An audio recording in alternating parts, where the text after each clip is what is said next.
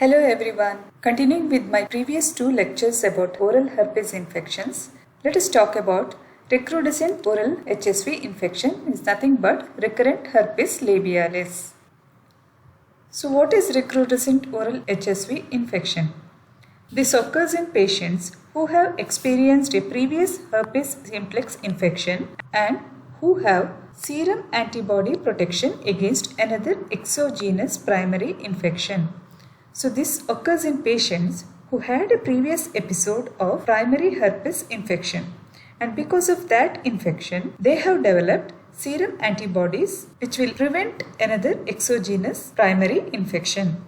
Recurrent herpes is not a reinfection, but it is reactivation of the virus that remained latent in the nerve tissue between the episodes in a non-replicating state. So, recurrent infection or recrudescent infection is not a reinfection, but it is the infection caused because of the reactivation of the virus that has remained latent in the nerve ganglia.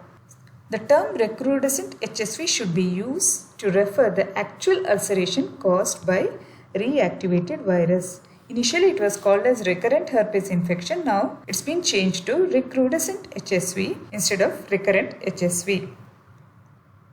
Pathophysiology is either a breakdown in focal immunosurveillance or an alteration in local inflammatory mediators that allows the virus to replicate.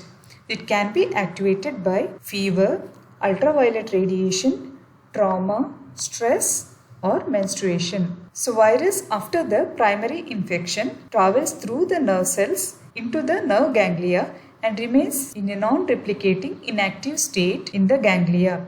So when there is a breakdown in the focal immunosurveillance or immunity is suppressed or an alteration in the local inflammatory mediators, it allows this virus to replicate, which will be activated either by fever, ultraviolet radiation, trauma, stress, or menstruation. So when the reactivation of the virus follows exposure to sunlight, it's called as fever blister. Reactivation of the virus following exposure to cold, it's called as cold sores.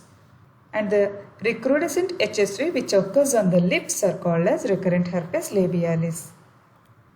So the lesions are preceded by prodromal period of tingling and burning.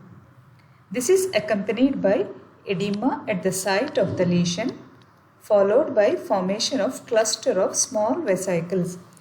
So initially patient will experience a prodromal period of tingling and burning.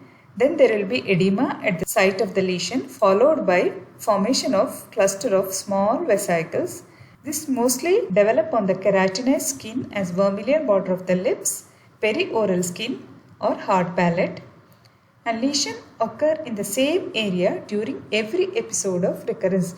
This is one of the main feature of recurrent herpes, that the lesion occur in the same area during every episode of recurrence. And systemic manifestations such as malaise and lymphadenopathy are usually mild. So what are the differential diagnoses? Recurrent aphthous stomatitis can be considered as a DD for recurrent herpes labialis. Aphthous stomatitis can occur as single or few lesions, whereas herpes is a cluster of lesions. Aphthous stomatitis is not preceded by vesicles, whereas a recurrent herpes infection is preceded by vesicles. And common site of occurrence is not palate or gingiva.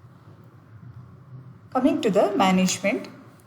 Management is similar to acute herpes simplex infection. However, the severity of infection is less when it is a recurrent infection.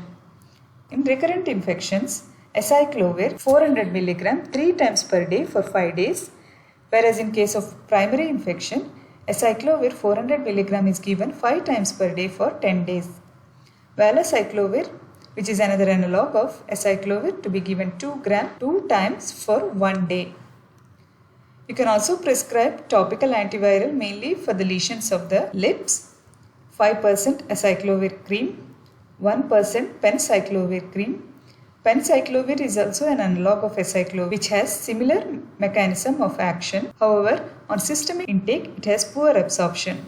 Hence, it is prescribed usually for topical applications.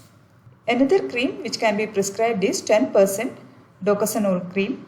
It is to be applied 5 to 8 times a day at the time of first prodrome or sign of lesion.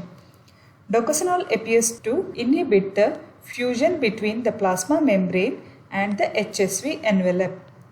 This blocks the viral entry into the cell and subsequent viral replication. So it should be applied at the first prodrome or sign of a lesion.